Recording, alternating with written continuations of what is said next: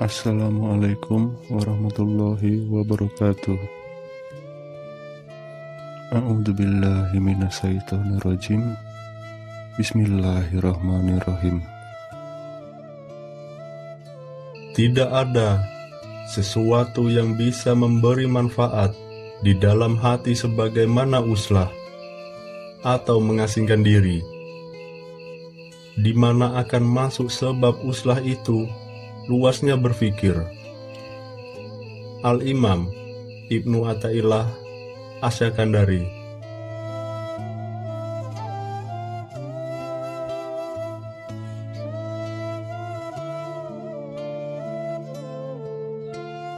Uzlah adalah mengasingkan diri dari pergaulan masyarakat.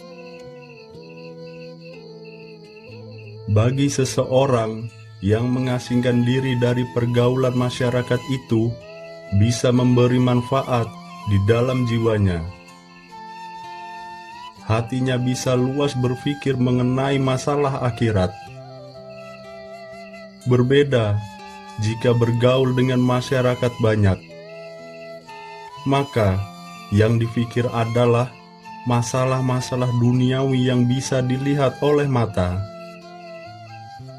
Padahal yang demikian ini bisa merangsang nafsunya untuk berbuat sesuatu yang bisa melanggar peraturan agama.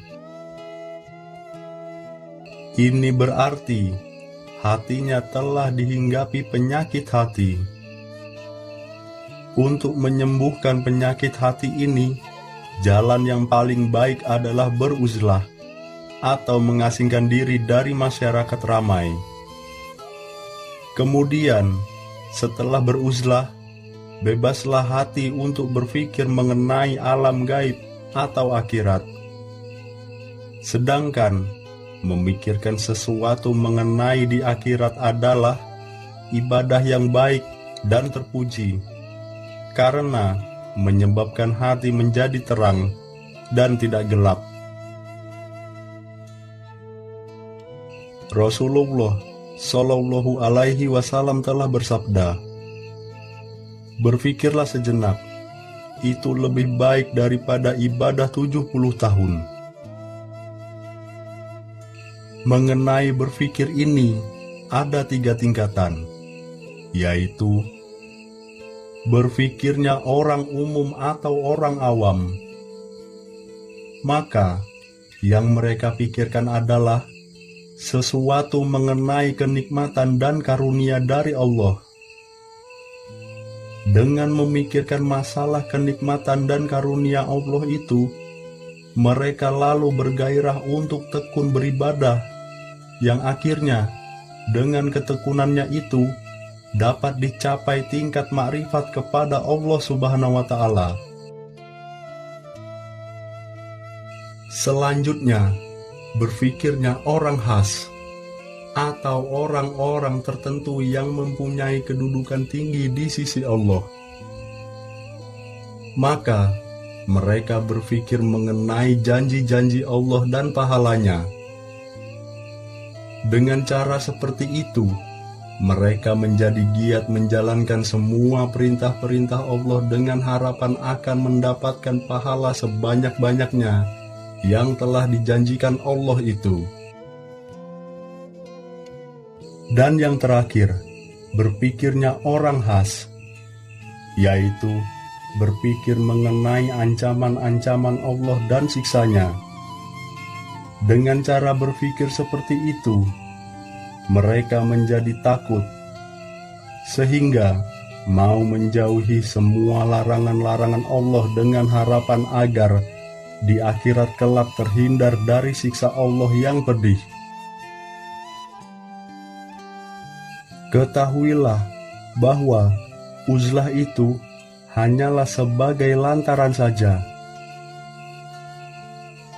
Sedangkan tujuan utama orang yang beruzlah adalah untuk bertafakur, yaitu berpikir mengenai sesuatu yang bisa menjadikan seseorang dekat kepada Allah. Maka, cara yang terbaik untuk mendekatkan diri kepada Allah adalah beruzlah. Sedangkan kalau tidak beruzlah, maka dikhawatirkan akan ketularan sifat-sifat yang tidak baik yang berlaku di masyarakat. Misalnya, berbagai macam kemaksiatan seperti mengumpat di belakang orang, ria, sombong, dan lain sebagainya. Dengan demikian, orang yang beruzlah bisa terpelihara agamanya, terhindar dari percekcokan, dan terhindar dari fitnah. Disebutkan di dalam hadis, perumpamaan teman yang jelek itu bagaikan tukang besi yang membakar besi. Bila bunga api dari besi itu tidak membakarmu, maka akan melekat bau busuknya. Ka'ab berkata, barang siapa menghendaki kemuliaan di akhirat, maka hendaklah memperbanyak tafakur. Tafakur dapat dilaksanakan kalau orang mau mengasingkan diri, tidak bercampur dengan masyarakat banyak, sehingga pengaruh-pengaruh buruk dari mereka dapat dihindarkan. Maka tafakur inilah buahnya uzlah. Abu Darda pernah ditanya mengenai amalnya yang paling utama.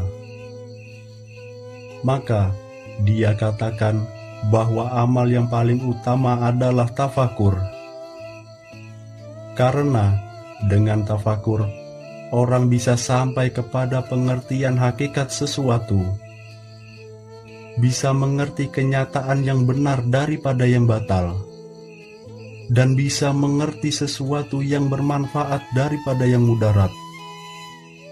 Begitu pula dengan bertafakur, orang bisa melihat bencana hawa nafsu yang samar, mengetahui tipu daya musuh atau setan, dan bujukan keduniaan. Hasan al-Basri berkata, tafakur itu merupakan cermin yang bisa memperlihatkan kepadamu akan kebaikanmu dan keburukanmu. Dengan cermin itulah orang bisa melihat kebesaran dan keagungan Allah Subhanahu wa Ta'ala. Bila mana ia bertafakur mengenai tanda-tanda dan semua yang dibuat oleh Allah, ia juga bisa melihat tanda-tanda yang terang dan yang samar. Maka, dengan begitu, dia bisa mengambil faedahnya dari berbagai tingkah laku yang luhur, sehingga hilanglah penyakit di hatinya. Dengan sebab itu, dia bisa lurus dalam taat kepada Allah Subhanahu wa Ta'ala. Uzlah mengandung arti halwat, yaitu bertafakur di tempat yang sepi, lagi sunyi. Dan halwat ini merupakan salah satu dari 4 tiang yang menjadi dasar bagi orang-orang yang menghendaki penglihatan batin kepada Allah. Adapun yang 3 lagi, yaitu diam, lapar, dan bangun malam, bila digabungkan menjadi 4 sendi, yaitu halwat, diam, lapar, dan bangun malam. Itulah yang menjadi dasar bagi seorang murid untuk mencapai tingkat penglihatan batin kepada Allah. Bahkan Sahal bin Abdullah berkata, semua kebaikan itu terkumpul di dalam 4 perkara ini, yaitu perut yang lapar, mulut yang selalu diam, mengasingkan diri atau halwat, dan bangun malam. Akhirul kalam. Wassalamualaikum warahmatullahi wabarakatuh.